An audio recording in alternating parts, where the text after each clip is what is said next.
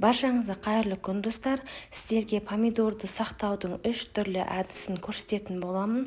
Ең бірінші әдісінде помидорды жақсылап жуып, осылай дөңгелек етіп турап аламыз. Помидордың қалған қалдығын тастамаймыз, оны бөлек ыдысқа алып қаламыз. Осындай пищевой пленка не болмаса пакет керек болады.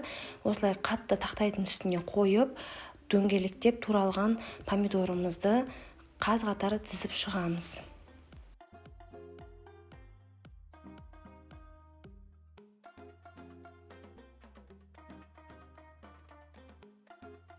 Бірінші қатарды салып болған соң пакетпен қайтадан бетіне жауып, қайтадан келесі помидорларымызды қойып шығамыз.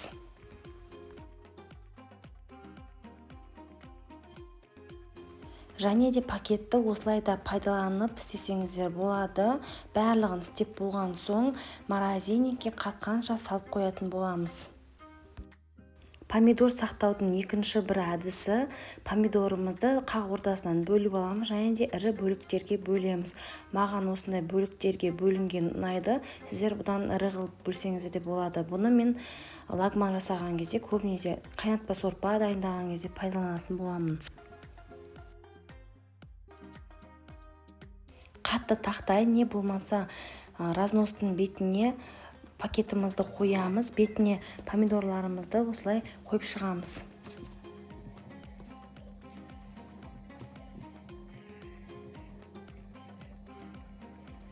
Помидордың бетіне пакетті жабамыз, және қалған помидорларымызды қойып шығамыз. Осыны морозильникке қатқанша сап қоямыз. Помидорды сақтаудың үшінші бір әдісі, помидорды ет тартқыштан өткіземіз. Мен қалған помидордың қалдықтарын өткіздім, және де тағы да помидорды үстінен қосып осылай томат жасап өткізіп алдым.